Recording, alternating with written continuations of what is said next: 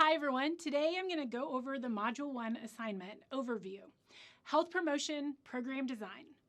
This assignment is where we shift from talking about health promotion to actually doing it. So yes, this is where things get real. At its core, this assignment asks you to design a hypothetical health promotion program for a very specific population. The key idea here is that effective health promotion is not random, it is not one size fits all, and it is definitely not just tell people to be healthier and hope for the best. Instead, it is intentional, it is evidence-informed, and it is actually tailored to the real-world needs of our communities. We're applying foundational concepts from this week like prevention levels, behavior change theories and models, and social determinants of health to create something practical and realistic.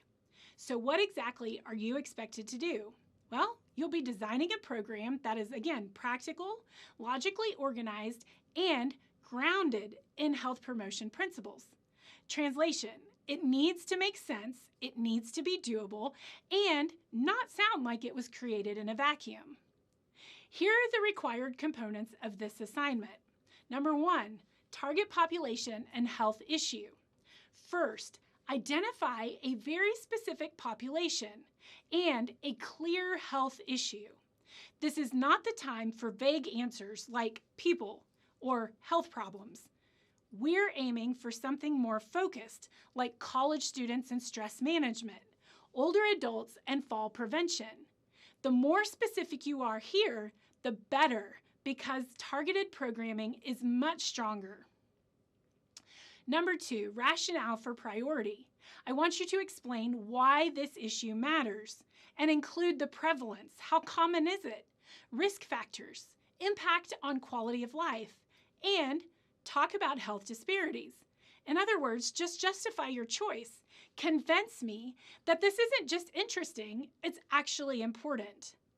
Health promotion strategies. Now we get to the how.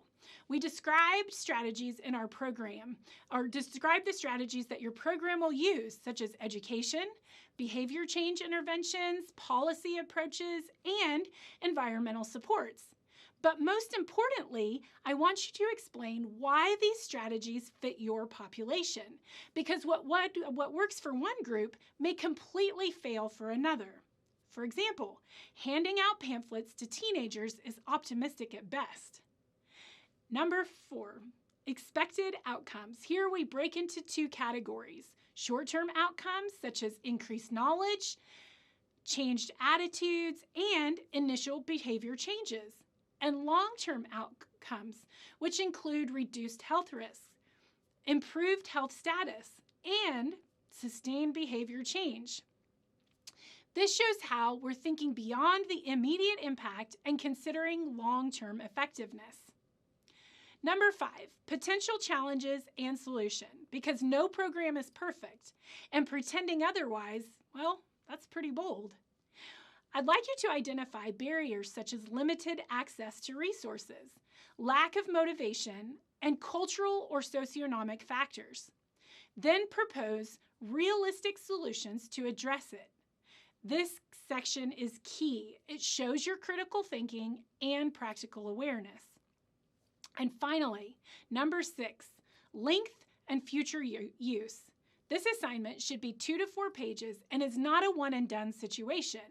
This proposal will be revisited, refined, and expanded later in the course and built on later in HHP 7060. So think of this as your first draft of something you will continue to build over 16 weeks. Overall, this assignment is about taking foundational concepts and applying them in a structured and meaningful way. It is less about being perfect and more about being thoughtful, evidence-based, and realistic, because effective health promotion isn't just about good ideas, it's about ideas that can actually work.